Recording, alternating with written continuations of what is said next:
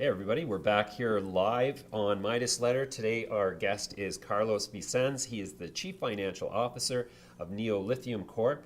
Lithium has been developing a project in Argentina, and to talk about that, Carlos, welcome to the show. Thank you very much for having me. Carlos, let's start with an update. What's been happening in Argentina since we last chatted? A lot. I think we were here maybe early November, and from there to here, a lot has happened. In late October, we raised $30 million to obviously fund all development of the project going forward.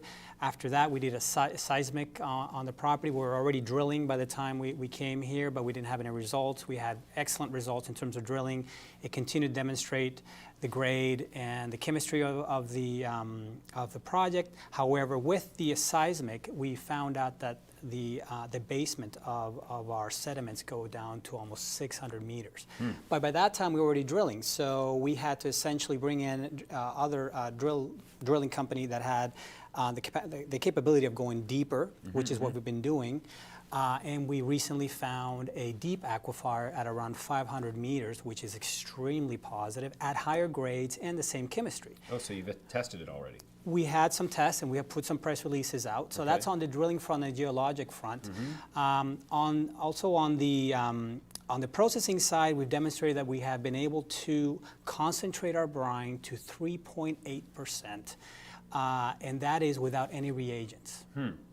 What does that essentially tells us is that our operating costs in our PA that we had put out back in October could potentially go down significantly, because no reagents means less operating costs. Remember that you want to have them as low as impurities as you can. Sure. Grade is always good, but impurities are not a good thing in the brine industry. So apart from that, we've hired our CFO.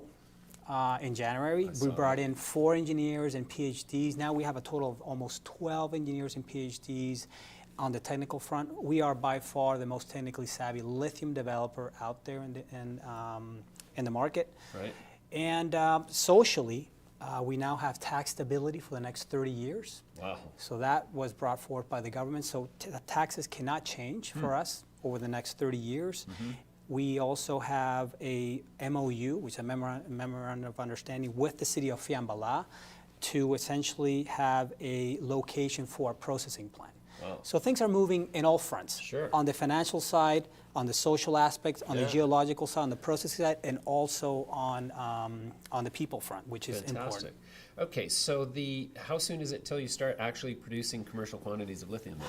Well, that's going to take a while, and we still need to prove out some of the processing side. We need to work on our feasibility through this year into Q1 of 2019. However, we are building right now a pilot plant that will test that brine that we've concentrated up to 3.8%. Through that pilot plant, we'll be producing obviously bench scale lithium carbonate, and you'll see the specs of that, and we'll understand how we then go from a bench scale processing plant, pilot plant, into a full-blown processing plant. So that will take us at least another couple years.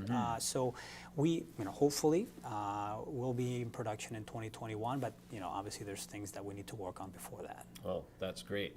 Okay, so generally, the lithium market, the lithium juniors in particular, have been under price pressure. They have. And I'm at a loss to explain that, because there's been no change in the fundamental long-term picture for the demand of lithium. What is causing the weakness in the juniors generally, in your opinion? Since December, there's been a couple things. One was the announcement from CFO, which is a government-regulated entity in Chile that gave, not permits, but they gave SQM essentially, how can I say this?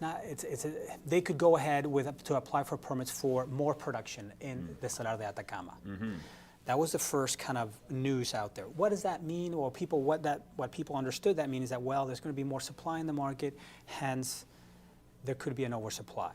Then Morgan Stanley, a obviously well-known bank, put out a report saying that even though demand is going to be relatively high in the 600,000 tons per year in 2025, which by the way is at the low end of everybody else's expectation, there's going to be a significant oversupply, because they believe that every single project is going to be in production in in 2 years, which is wrong. Right.